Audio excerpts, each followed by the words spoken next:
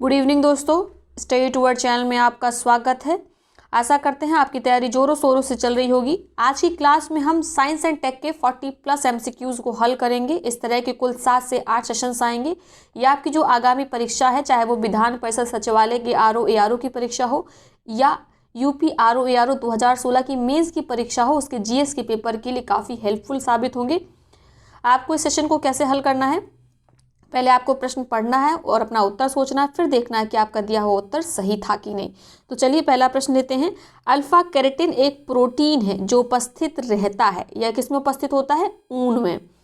जो जानवरों की बाल होते हैं, जो ऊन होती है, उसमें अल्फा प्रोटीन होता है। उनके खुर में भी अल्फा प्रोटीन होता है। और जो आपके हाथ के नाखून हैं, आपके बाल हैं, वो भी किससे बने होते हैं? केराटिन से बने होते हैं, याद रखना है। अगला प्रश्न देखते हैं। सूची 1 को सूची 2 से सुमेलित करना है। सूची 1 में दे रखा है एंथ्रेक्स, थैलीसीमिया, सेरोगेसी, ट्रांसजेनिक्स, और दूसरी ओर दे रखे हैं उससे संबंधित तथ्य। तो देखिए, एंथ्रेक्स क्या है? एक तरह का विष है जो जैव युद्ध में काम आता है। थैलीसीमिया क्या है? दोषी जीन से उत्पन्न होने वाला रोग। सेरोगेसी क्या है? ये गर्भ की किराएदारी को कहते हैं सेरोगेसी, और इस तरह की मदर को कहा जाता है सेरोगेट। ट्रांसजेनिक्स जीनोम में परिवर्तन करने वाला विज्ञान है। क्लियर? तो आपका इसमें विकल्प ए सही हो गया। अब देखिए आपका सही था कि नहीं। अगला प्रश्न है, ट्यूमर की पहचान हेतु प्रयुक्त रेडियोधर्मी समस्थानिक है। तो ट्यूमर की पहचान के लिए कौन सा समस्थानिक प्रयोग किया जाता है? तो उसका नाम है आर्सेनिक 74। आयोडीन 131 किसमें प्रयोग किया जाता है? इसका प्रयोग होता है थायराइड ग्रंथि के विकार को ज्ञात करने के लिए तथा ब्रेन ट्यूमर के इलाज में। ठीक है, ये पूछा जाता है, याद रखना है आपको। आयोडीन 131 का प्रयोग ब्रेन ट्यूमर के इलाज में होता है। कोबाल्ट 60 का कैंसर के इलाज में। सोडियम 24 का रक्त के थक्के कहाँ कहाँ जमे हैं ये पता करने के लिए सोडियम 24 का प्रयोग किया जाता है। तो ये चारों ही विकल्प आपको याद रखना है। कई बार क्वेश्चन बदल बदल कर ये आ जाते हैं। अगला प्रश्न देखते हैं। पराश्रव तरंगों के बारे में निम्नांकित कथनों पर विचार कीजिए। पराश्रव तरंगें कौन सी होती हैं? वे तरंगें जिनकी आवृत्ति 20,000 हर्ट्ज से अधिक है। ठीक है, उन्हें कहते हैं पराश्रव तरंगें या अल्ट्रासोनिक तरंगें।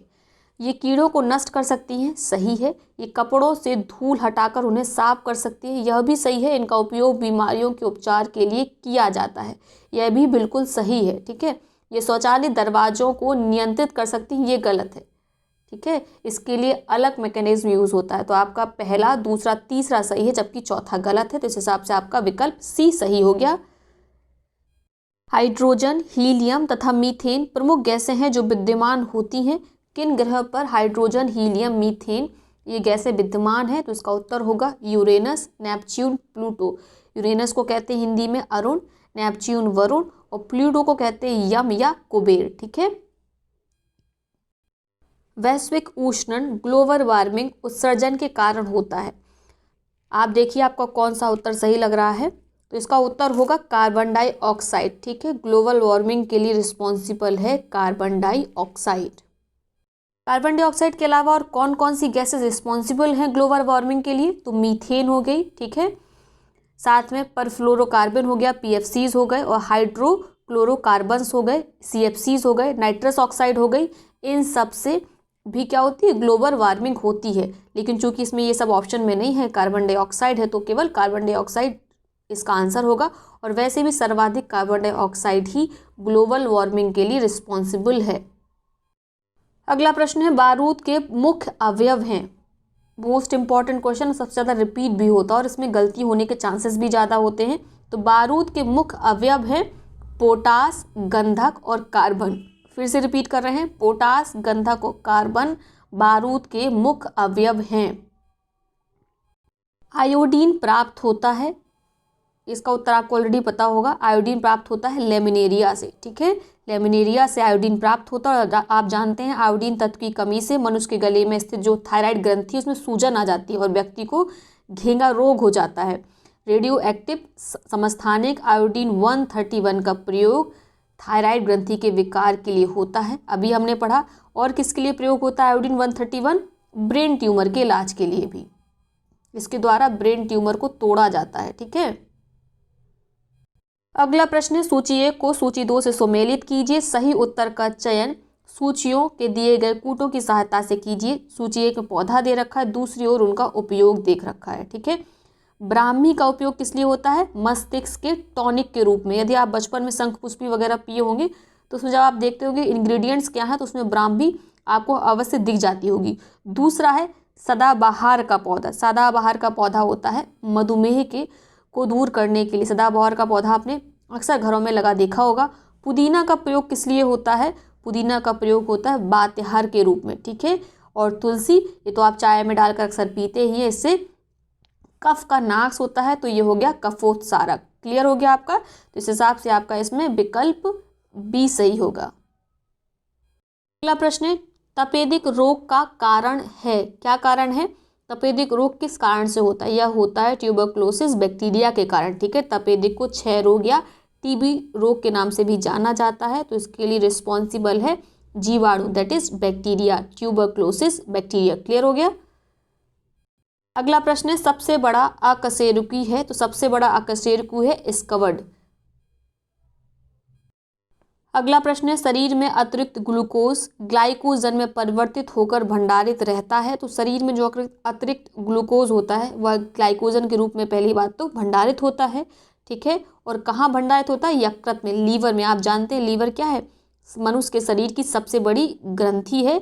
यहाँ पर विटामिन ए और जो कि अतिरिक्त ग्लूकोज होता है वह ग्लाइकोजन के रूप में परिवर्तित होकर भंडारित होता है। तो अगर विटामिन ए पूछा जाए तो उसका उत्तर भी आपका यकृत ही होगा। अगला प्रश्न है धावन मशीन का कार्यकारी सिद्धांत है, तो इसका कार्यकारी सिद्धांत है अपकेंद्रीकरण। अपकेंद्री बल काम करता है धावन मशीन में, यानी वॉशिंग मशीन में। ठीक है, इसको बोलते हैं इंग्लिश में सेंट्रीफ्यूगल फोर्स। और किस काम में आता है सेंट्रीफ्यूगल फोर्स? कहाँ पर इसका प्रयोग किया जाता है? तो दूध से मक्खन निकालने के लिए साथ में, और इसका प्रयोग धावन मशीन में तो होता ही है, वॉशिंग मशीन में तो होता ही है। अपोहन क्या होता है? अपोहन अर्थात डायलिसिस। ठीक है, जब किडनी खराब हो जाती है तो ब्लड को क्लीन किया जाता है किसके द्वारा?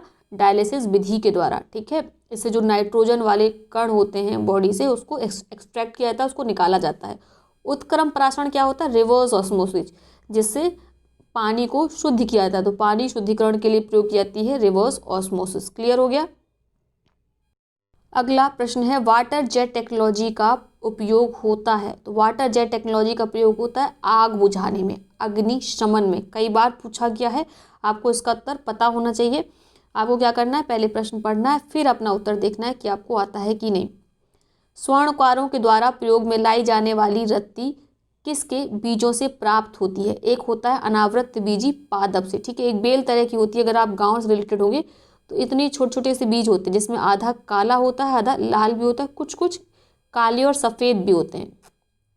और उन्हीं का स्वर्णकारों के द्वारा जो ज्वेलर्स होते हैं उसे एज अ रत्ती, एक ये मापन का तरीका है। ठीक है, रत्ती के तरीके से इन बीजों का प्रयोग करते हैं। ये क्या है? अनावृत बीजी पादप से आते हैं। क्लियर हो गया? ब्रिटिश अनुसंधानों द्वारा उद्घाटित किया गया है कि करी पत्ता भारत का देशज है और फार्मास्यूटिकल कंपनियों के लिए कई अरबों डॉलर के उत्पादन की क्षमता रखता है। किस रोग के इलाज के लिए करी पत्ता का दावा किया जाता है? तो ऐसा कहा जाता है कि करी पत्ता का प्रयोग किया सकता है डायबिटीज के लिए, इलाज के लिए, मधुमेह के लिए। ठीक है, और ऐसा जो ब्रिटिश रिसर्चर्स थे उन्होंने यह स्टडीज़ में पाया है। अब बात कर लेते हैं बाकी बीमारियों की। तो जो मलेरिया है ये किसके द्वारा होती है? प्रोटोजोआ के द्वारा होती है। ठीक है, मादा एनोफिलीज मच्छर काटने से रक्त में प्लाज्मोडियम प्रोटोजोआ पहुंच जाता है, जिसके कारण होता है आपको मलेरिया। क्षय रोग के बारे में भी हम बात कर चुके हैं। ये होता है जीवाणु से। कौन से जीवाणु से? ट्यूबरक्लोसिस बैक्टीरिया से। क्लियर? निम्नलिखित में कौन सा बायोडीजल पौधा है? तो बायोडीजल पौधा है रतनजोत, जिसे जेट्रोफा के नाम से भी जाना जाता है। तो रतनजोत से या जेट्रोफा से जो बायोडीजल बनता है वह सल्फर मुक्त होता है और कम धुआं छोड़ने के कारण से पर्यावरण मित्र भी कहा जाता है। ठीक है, इसके उपयोग से जो इंजन की उम्र है वो लगभग 7 से 8 गुना बढ़ जाती है। और जो आप जब डीजल एक्सट्रैक्ट कर लोगे जेट्रोफा से तो जो बाद में खली बचती है, जैसे आप जब भी सरसों का तेल अगर पिराई करवाने जाते होंगे तो बाद में खली बचती है ना, तो इससे जो जेट्रोफा से जो खली बचेगी उसका प्रयोग खाद के रूप में भूमि की उर्वरता बढ़ाने के लिए किया जा सकता है। क्लियर हो गया? इसकी कई जगह पे खेती हो रही है। आंध्र प्रदेश, कर्नाटक, गुजरात, छत्तीसगढ़, इन राज्यों में तो कॉमर्शियल स्टेज पे इसकी खेती की जा रही है। अगला प्रश्न है, लगभग प्रत्येक भारतीय घर में प्रयुक्त होने वाले मसाले हल्दी आंत के कैंसर के उपचार की क्षमता निहित होती है क्योंकि इससे फाइटोफार्म का उत्पादन P54 पाया जाता है। बिल्कुल सही है, फाइटोफार्म का एक उत्पाद है P54 जो कि आंत के कैंसर से लड़ने में मदद करता है, उसका इसमें अंश पाया जाता है। यह आंत के कैंसर में पाए जाने वाले शोध संबंधी एंजाइम के उत्पादन को रोकता है। बिल्कुल सही है, P54 एंजाइम बहुत कम सांद्रता में हल्दी में पाया जाता है। तो इसमें पहला, दूसरा, तीसरा आपका सही है। यह कैंसर जनीय, अभी हमने ऊपर पढ़ा, यह कैंसर को रोकने के काम आता है, ठीक है, हल्दी। इसीलिए देखिए हल्दी का दूध बचपन से पिलाया जाता है। एक तो आपके अंदर रोग प्रतिरोधकता क्षमता को यह बढ़ाता है। यदि आपके अंदर रोग प्रतिरोधक क्षमता होगी तो इस तरह के कोई भी रोग आपको जकड़ नहीं पाएंगे। तो इसमें आपका कौन सा सही हो गया? पहला, दूसरा, तीसरा, यानी विकल्प बी इसमें आपका सही है। यही जो हम लोग हल्दी दूध पीते थे, हम लोग की आदतों से तो छूट गया है, लेकिन जितने भी यूरोपीय देश हैं वो इसे येलो मिल्क करके बेचते हैं और अच्छा खासा मुनाफा कमाते हैं। हम ही से सीखे हैं। और बाद में आप देखिए जो भी हायर सोसाइटीज़ हैं, जो सो कॉल्ड रिच हैं, वो लोग येलो मिल्क को यूज़ करने लगे हैं इंडिया में, लेकिन अब उसे हल्दी दूध नहीं बोलते हैं, वो लोग बोलते हैं येलो मिल्क है ये, ठीक है। अगला प्रश्न है, मानव अंग प्रत्यारोपण एक्ट 1994 अंगदाता और अंगग्राही के मध्य आनुवांशिक संबंध प्रदर्शित करने के लिए कुछ शर्तें रखता है, जिनमें से एक पास करना आवश्यक है। तो कौन सी है? रुधिर समूह परीक्षण, ऐसा कुछ नहीं है। एंटीजन मिलाप हेतु टिश्यू टाइपिंग परीक्षण, ये किया जाता है, ठीक है, टिश्यू टाइपिंग परीक्षण किया जाता है एंटीजन मिलाप हेतु। यदि एंटीजन मिलाप नहीं करेंगे तो क्या होगा? अगर आपका ब्लड ग्रुप अलग है, दूसरे का ब्लड ग्रुप अलग है तो समस्या नहीं है, लेकिन ब्लड ग्रुप सेम है लेकिन एंटीजन अलग अलग है तो क्या होगा? खून का थक्का जम जाएगा। इसीलिए एंटीजन मिलाप हेतु टिश्यू टाइपिंग परीक्षण किया जाता है, ठीक है। मानव अंग प्रत्यारोपण एक्ट 1994 के तहत दोनों ही अंगदाता का और अंगग्राही का। अगला प्रश्न है, किस भारतीय नगर में पहला डायनोसोरियम खोला गया है? मोस्ट इंपॉर्टेंट, पहला डायनोसोरियम खोला गया है गुजरात के अहमदाबाद में। उस समय का ये करण था इसलिए, लेकिन अब के लिए जीएस हो गया है, इसलिए इसको मैंने मेंशन कर लिया। याद रखना है, पहला डायनोसोरियम खोला गया गुजरात के अहमदाबाद में। अगला प्रश्न है, दांतों पर जमी परतें बनी रहती हैं केवल भोजन के कणों से, भोजन के कण और थूक से, भोजन के कण थूक और मुख अम्लों से, भोजन के कण थूक मुख अम्लों बैक्टीरिया से। इस तरह के प्रश्नों में सावधान हो जाना चाहिए। देखिए सारे विकल्प सही हैं, ऐसा नहीं कह सकते कोई विकल्प गलत है, लेकिन मोस्ट अप्रोप्रिएट कौन है, सबसे ज़्यादा सही कौन है, वही सही उत्तर होगा आपका। तो इसमें सबसे ज़्यादा सही है भोजन के कण, थूक, मुख अम्ल और बैक्टीरिया। इसकी परत जम जाती है आपके दांतों के ऊपर। सुबह आप सो के उठिए तो अक्सर इस तरह की आपको दांतों के ऊपर जीभ फेरी तो आपको महसूस होती है, ठीक है। ये परत जब लंबे समय तक जमी रहती है, ब्रश वगैरह नहीं करेंगे तो क्या होता है? आपके दांत खराब होने लगते हैं। कई लोगों को पाइडिया की समस्या हो जाती है और कई लोगों को अगर ये ज़्यादा बढ़ गया तो दंत कैंसर तक हो सकता है, ठीक है। तो आपको याद रखना है, दांतों पर जमी परत बनी होती है भोजन के कण, थूक, मुख अम्ल और बैक्टीरिया से। यहाँ पे मुख अम्ल जरूर याद रखिएगा। अगला प्रश्न है, किस वायुमंडल परत में संचार उपग्रह अवस्थित किए जाते हैं? तो पहले क्लियर करते हैं, सबसे नीचे होता है क्षोभ मंडल जिसे कहते हैं ट्रोपोस्फियर, ठीक है। फिर होता है आपका समताप मंडल जिसे कहते हैं स्ट्रेटोस्फियर। तीसरा होता है आयनोस्फियर और सबसे ऊपर सबसे बाहरी होता है आपका एक्सोस्फियर, ठीक है। ट्रोपोस्फियर, इसकी अगर दूरी बोलें, ऊंचाई कितनी ऊंचाई पर होता है तो यह होता है 8 से लेके 18 किलोमीटर की ऊंचाई पर, कुछ इस तरीके से इसकी ऊंचाई होती है। लेकिन अगर परीक्षाओं में कई बार हिंदी लिख के नहीं आती है तो हिंदी माध्यम वालों को दिक्कत हो जाती है। कैसे याद रखेंगे आपको कि ट्रोपोस्फियर नीचे है कि स्ट्रेटोस्फियर नीचे है? कन्फ्यूज़न इन्हीं दोनों में होती है, इसमें नहीं होती है। तो हमेशा याद रखिए आपको ऐसे लिखना है एस टी, एस के बाद टी आता है ना, तो एस और टी लिखा, यानी स्ट्रेटोस्फियर ऊपर होता है, ट्रोपोस्फियर नीचे होता है। क्लियर? तो ट्रोपोस्फियर में पहली बात, अगर प्रश्न आ जाए कि किस वायुमंडल की परत में वायुयान चलाए जाते हैं तो आपका उत्तर क्या होगा? स्ट्रेटोस्फियर में, ठीक है। क्योंकि जितनी भी पानी बरसने की या जो और भी क्रियाएं होती हैं, ठीक है, परिवर्तन की सारी घटनाएं यहाँ क्या होती है, मौसम और जलवायु संबंधी जितनी भी घटनाएं वो सारी ट्रोपोस्फीयर में होती हैं। तो यहाँ पे हर समय पे मौसम गड़बड़ होने के चांसेस रहते हैं, तेज़ हवाएं चलती हैं। इस कारण यहाँ पर प्लेन नहीं चलाए जाते हैं। प्लेन कहाँ चलाए जाते हैं? शांत वातावरण, जो स्ट्रेटोस्फीयर होता है वो शांत होता है। तो यहाँ पर जो वायुयान चालक हैं यहाँ पर वायुयान चलाना पसंद करते हैं। क्लियर हो गया आपको। फिर दूसरा होता है आयन मंडल। इसमें क्या होते हैं? रेडियो तरंगों का परावर्तन होता है। यहाँ से ये पूछा जाए कि रेडियो तरंगों का परावर्तन किस परत से होता है, तो आपको याद होना चाहिए आयनो मंडल से। तीसरा है आपका एक्सोस्फीयर। एक्सोस्फीयर में क्या किए जाते हैं, जिसकी बात हम बात कर रहे हैं, उपग्रह, सारे सैटेलाइट यहीं पर स्थापित किए जाते हैं। तो क्लियर हो गया आपको। आपका उत्तर हो जाएगा इसमें एक्सोस्फीयर। बहिर्मंडल में संचार उपग्रह अवस्थित होते हैं। ठीक है, यहाँ पे केवल हाइड्रोजन और हीलियम ही गैसें पाई जाती हैं। क्लियर। अगला प्रश्न है, जैविक रूप से संश्लेषित नैनो कणों का उपयोग एक नई पारिस्थितिकी मित्र तकनीक है जिसकी कैंसर उपचार में बड़ी संभावनाएं हैं। इस तकनीक में एक पौधे के निचोड़ का उपयोग करते हैं। वह पौधा है मदार। ठीक है, आपने अगर बचपन में यूपी बोर्ड से पढ़े तो इसमें एक स्टोरी पढ़ी होगी। एक छोटा बच्चा मदार के पत्तों को तोड़कर कुत्तों की आंखों में डाल देता है, जिससे कुत्ते के पिल्ले अंधे हो जाते हैं। ठीक है, आपको याद आ गया होगा। तो इसी जो ये मदार है इसको जहरीला माना जाता है। अगर गांव के परिवेश में आप रहे हैं तो जो दादी बाबा हैं वो बहुत डांटते हैं मदार के पौधे को छूने से। तो अगर आप इसका दूध आंखों वगैरह में लगा लेंगे तो इससे आपकी आंखों की रोशनी अफेक्ट होती है। तो जो मदार पौधे का निचोड़ है उसका प्रयोग कैंसर में किया जा सकता है। ठीक है, उसके संश्लेषित सिंथेसिस नैनो पार्टिकल्स का। क्लियर। अगला प्रश्न है, निम्न तापीय इंजन प्रयोग में लाए जाते हैं। Cryogenic engine. ठीक है, द्रव ऑक्सीजन ऑक्सीकारक के रूप में और द्रव हाइड्रोजन ईंधन के रूप में निम्न तापीय इंजन में प्रयोग में लाए जाते हैं। इन दोनों को कंप्रेस किया जाता है।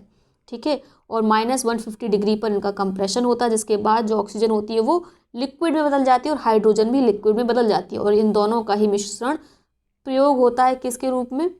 ईंधन के रूप में। देखिए, किसी भी चीज़ को जलाने के लिए ऑक्सीजन की आवश्यकता होती है तो ऑक्सीजन प्रयोग करेगा ऑक्सीकारक के रूप में, और ईंधन के रूप में किसका प्रयोग होता है? द्रव हाइड्रोजन का, लिक्विड हाइड्रोजन का। क्लियर हो गया। अगला प्रश्न है, फ्लाई ऐश प्रदूषक दहन उत्पाद है जो प्राप्त होता है जलाने से। किसके जलाने से फ्लाई ऐश प्रदूषक दहन उत्पाद आपको प्राप्त होता है, बाय प्रोडक्ट प्राप्त होता है? तो जो कोल पत्थर वाला कोयला होता है उसको जलाने से फ्लाई ऐश प्रदूषक बाय प्रोडक्ट आपको प्राप्त होता है। ठीक है, चारकोल जो लकड़ी वाला कोयला होता है उसके जलाने से क्या प्राप्त होगा? CO2 प्राप्त होगा। जो राख प्राप्त होगी आप उसे एज आ फर्टिलाइजर यूज कर सकते हैं। डीजल और मिट्टी के जलाने से आपको क्या प्राप्त होता है? आप बताइए कमेंट बॉक्स में। दूसरा है CNG। इससे कोई भी पोल्यूशन नहीं होता है CNG के जलाने से। तो आपको बात करते हैं अब फ्लाई ऐश की। तो फ्लाई ऐश प्रदूषक से निपटने के लिए कोशिश की जा रही है कि जो ये फ्लाई ऐश आती है इसको इकट्ठा करके इनको ईंटों में बदला जाए। तो काफ़ी ज़्यादा इसके लिए सरकार की तरफ से, राज्य सरकार की तरफ से इस तरह के केंद्र स्थापित किए जा रहे हैं जहाँ पर फ्लाई ऐश से क्या बनाया जा सके? फ्लाई ऐश की ईंटें। ठीक है, इनका प्रयोग बाद में इंफ्रास्ट्रक्चर को डेवलप करने में किया जा सकता है। साथ में रोड बनाने के लिए भी इनका प्रयोग हो, इस तरह की कवायद चल रही है। 21वीं शताब्दी की कौन सी तकनीक युक्ति लघु रूपण में कमाल कर सकती है? तो नैनो टेक्नोलॉजी 21वीं शताब्दी में लघु रूपण में कमाल कर सकती है। बात करते हैं, देखिए नैनोमीटर में क्या होता है? 1 × 10⁻⁹। ठीक है, इस पैमाने को बोलते हैं नैनोमीटर। और इस तरह के अगर आपको इतने छोटे छोटे उपकरण बनाने हैं, उनका लघु रूप बनाना है, तो उसमें किसका प्रयोग किया जाएगा? नैनो टेक्नोलॉजी का। क्लियर हो गया आपको। इससे क्या किया सकता है? आपकी बॉडी में मान लीजिए कोई छोटा सा यंत्र भेजना है कि आपकी यहाँ पर शरीर के किसी पार्ट में मान लीजिए कोई बीमारी हो गई है या किसी तरह की चोट लगी तो उसको सही करना है। तो नैनो टेक्नोलॉजी के माध्यम से ऐसा टूल बनाया जा सकता है जो अत्यंत छोटा होगा और उसको आपकी बॉडी में इंजेक्ट कर दिया जाएगा और वो जाके वहाँ पे रिपेयरिंग करेगा आपके शरीर में, वापस आ जाएगा। ठीक है, तो 21वीं शताब्दी में लघु रूपण में कमाल कर सकती है नैनो टेक्नोलॉजी। क्लियर हो गया। अगला प्रश्न है, टर्मिनेटर तकनीक उसके द्वारा उत्पन्न निम्न में से किसकी बिकवारी के लिए है? टर्मिनेटर टेक्नोलॉजी क्या है? इसमें जेनेटिक रूप से अभियांत्रिक बीज जो दूसरी पीढ़ी में बंधग्रस्त हो जाते हैं उन्हीं के लिए टेक्निक है। देखिए इस टेक्निक में क्या होता है, इस तरह के बीजों का उत्पादन किया जाता है जो एक बार आप बोएंगे तो केवल एक ही बार फसल देंगे, और जो उनसे फसल आएगी अगर आप उनको दोबारा मिट्टी में बोएंगे तो वो बंध्या हो जाते हैं, यानी वो जमेंगे नहीं, उगेंगे नहीं। तो सोचिए इस तरह के बीज किसान के किस प्रकार प्रयोग में आएंगे। हर बार उनके पास इतना पैसा नहीं होता है कि वो बीज का खरीदारी कर सकें। इसका जब भी ये भारत में आयात होने के लिए सरकार ने प्रयत्न किए तो इसका काफ़ी विरोध हुआ, जिसके बाद भारत सरकार ने इसके आयात का विचार त्याग दिया, ठीक है, जो सही भी है। प्रश्न है, इंदिरा गांधी आणविक अनुसंधान केंद्र स्थित है या स्थित है? इसका उत्तर होगा बी, तमिलनाडु में, तमिलनाडु के कलपक्कम में, ठीक है। और ट्राम्बे महाराष्ट्र में स्थित है भाभा परमाणु अनुसंधान केंद्र, दैट इज बार। क्लियर हो गया, भाभा परमाणु अनुसंधान केंद्र है आपके महाराष्ट्र में, और इंदिरा गांधी आणविक अनुसंधान केंद्र है तमिलनाडु के कलपक्कम में। परमाणु ऊर्जा संयंत्र स्थापित है या स्थित है, ये कहाँ पे स्थित है? नरौरा में है, उत्तर प्रदेश के नरौरा में, और दूसरा कलपक्कम में, ठीक है, तमिलनाडु के कलपक्कम में परमाणु ऊर्जा संयंत्र है। तो आपका उत्तर हो गया विकल्प बी, 1 और 3। फिर घाटशिला में क्या है? घाटशिला कहाँ पड़ता है? यह पड़ता है झारखंड में, ठीक है, घाटशिला झारखंड में, और यह प्रसिद्ध है किसके लिए? तांबा संयंत्र के लिए। तो आपको याद रखना है घाटशिला झारखंड तांबा संयंत्र के लिए प्रसिद्ध है। नंगल तो आप जानते हैं यह पड़ता है पंजाब में, और यह प्रसिद्ध है, फेमस है भारी पानी के संयंत्र के, भारी पानी अर्थात DTO के संयंत्र के लिए नंगल प्रसिद्ध है। तो नरौरा और कलपक्कम हो गया परमाणु ऊर्जा संयंत्र, नरौरा यूपी में, कलपक्कम तमिलनाडु में। अगला प्रश्न है, लाल बर्फ होती है निम्न में से किसकी विद्यमानता के कारण? तो लाल बर्फ हो जाती है ब्लू ग्रीन एल्गी के कारण, नील हरित शैवाल के कारण बर्फ का रंग जो है वो लाल हो जाता है, ठीक है। जितने भी ध्रुवीय क्षेत्र वहाँ पर ये शैवाल काफ़ी तेज़ी से बढ़ रहे हैं, और कभी कभी वहाँ पे ये हरे रंग में दिखाई देते हैं इकट्ठे, नीले रंग में दिखाई नहीं देते हैं अगर आप वो नीले कलर से सोच रहे हो, और कभी कभी ये लाल रंग के दिखाई देते हैं, ठीक है। तो जिस क्षेत्र में ये लाल दिखाई देते हैं तो वहाँ की बर्फ आपको प्रतीत होती है कि सारी बर्फ में क्या हो, खून फैल गया हो, बर्फ लाल हो गई हो। तो किस कारण होता है? ब्लू ग्रीन एल्गी के कारण, नील हरित शैवाल के कारण। अगला प्रश्न है, 1 नैनोमीटर बराबर होता है, अभी इसके बारे में बात कर चुके, 10⁻⁹ होता है नैनोमीटर के बराबर। क्लियर। पायरोमीटर प्रयोग में लाया जाता है, तो पायरोमीटर का प्रयोग होता है उच्च तापमान मापने के लिए। वायु का दबाव मापने के लिए किसका प्रयोग होता है? बैरोमीटर का। आर्द्रता या सापेक्षिक आर्द्रता मापने के लिए किसका प्रयोग होता है? हाइग्रोमीटर का। क्लियर। अब आखिरी बचा है, भूकंप की तीव्रता मापने के लिए इसमें प्रयोग होता है रिचर स्केल प्रयुक्त होती है। क्लियर हो गया आपको? रिचर स्केल, ठीक है। अगला प्रश्न है, प्रकाश की तीव्रता नापने के लिए जिस उपकरण का उपयोग किया जाता है उसे कहते हैं? तो प्रकाश की तीव्रता मापी जाती है लक्स मीटर से। क्लियर। प्रकाश की तीव्रता मापी जाती है लक्स मीटर से। फिर एनीमोमीटर से क्या मापा जाता है? एनोमीटर मापता है वायु का वेग। क्लियर हो गया? वायु का वेग मापते हैं हम एनीमोमीटर से, और वायु का दबाव किससे मापते हैं आप? बैरोमीटर से। कोलोरोमीटर से क्या मापते हैं? ऊष्मा का मापन होता है। अल्टीमीटर क्या है? एक प्रकार का वैज्ञानिक यंत्र है जिसका उपयोग होता है ऊंचाई को सूचित करने के लिए, ठीक है, अल्टीमीटर होता है। अगला प्रश्न है, रात्रि दृष्टिकोण के कैमरे में से किसका उपयोग नहीं कर सकते हैं? प्रवर्धित प्रकाश का प्रयोग कर सकते हैं, इंफ्रारेड ग्राही का बिल्कुल कर सकते हैं, वस्तुओं के ऊष्मा विकिरण का यह भी कर सकते हैं, ठीक है। वस्तुओं के ऊष्मा विकिरण का प्रयोग हम राष्ट्रीय दृष्टिकोण के कैमरे में कर सकते हैं। किसका नहीं कर सकते हैं? वस्तुओं में एक्स किरण के विकिरण का। एक्स किरण विकिरण तो जो एक्सरेज होती है वो तो हार्मफुल होती है, तो उसको हम दृष्टिकोण कैमरे के रूप में कहाँ कर सकते हैं? इसका प्रयोग किस में किया जाता है? विभिन्न प्रकार की जो डॉक्टर्स के द्वारा प्रयुक्त की जाने वाली युक्ति हैं उनमें प्रयोग किया जाता है एक्सरेज का, ठीक है। अगर आपका किसी हड्डी का अल्ट्रासाउंड होना है या उसका एक्सरा होना है उसमें प्रयुक्त होती है एक्सरेज। क्लियर हो गया? अगला प्रश्न है, निम्नलिखित में कौन सा एक सुमेलित नहीं है? डेसिबल ध्वनि प्रबलता की इकाई होती है, सही है। अश्वशक्ति हॉर्स पावर शक्ति की इकाई होती है, यह भी सही है। नौ संचालनों में दूरी की इकाई होती है समुद्री मील या नॉटिकल माइल, यह भी बिल्कुल सही है। सेल्सियस ऊष्मा की इकाई, यह गलत है। सेल्सियस ताप की इकाई है, ठीक है। तो ऊष्मा की इकाई क्या है, कैलोरी है। क्लियर हो गया। इस तरह की छोटी छोटी मिस्टेक्स हो जाती हैं, ऐसा नहीं है कि आपको पता नहीं है, लेकिन एग्जाम समय ऐसी मिस्टेक्स हो ही जाती हैं। इसीलिए इस तरह के सेशंस को लाया जाता है ताकि आप बार बार अपनी गलतियों की खुद एनालिसिस कर सकें कि इस तरह की गलतियां अब हमें आगे नहीं करनी है। वायुयान के ब्लैक बॉक्स का रंग होता है, तो ब्लैक बॉक्स का रंग होता है नारंगानी बोल दिया। ब्लैक बॉक्स का रंग होता है नारंगी, ठीक है, ऑरेंज कलर का होता है। मोस्ट रिपीटेड क्वेश्चन, इसका आंसर सभी को पता होगा। कभी कभी दुर्घटना हो जाती है तो कॉकपिट में एक ब्लैक बॉक्स अवस्थित रहता है ताकि जो भी कॉकपिट में बैठे पायलट हैं उनकी आवाज़ रिकॉर्ड हो जाए कि ऐसी क्या संभावना या कंडीशंस बनी थी जिसके कारण जो वायुयान था वह दुर्घटनाग्रस्त हो गया, ठीक है। तो ब्लैक बॉक्स का कलर होता है नारंगी ताकि वो दूर से ही दिख जाए, क्योंकि आप जानते हैं अगर ब्लैक बॉक्स ब्लैक कलर का ही हो जाएगा तो जो वायुयान दुर्घटनाग्रस्त होता है, इसमें आग लग जाती है, उसका मलबा में तो सब ब्लैक ब्लैक हो जाएगा, तो उसमें ढूंढना कितना मुश्किल होगा। और जब कोई वायुयान गिरता है तो उसके जो परखच्चे होते हैं ना वो दूर दूर तक फैल जाते हैं, उसके पार्ट्स बहुत दूर तक बिखर जाते हैं। लेकिन नारंगी कलर क्या होता है, वो दूर से ही दिखाई देगा, इसीलिए ब्लैक बॉक्स का रंग रखा गया है नारंगी, ऑरेंज।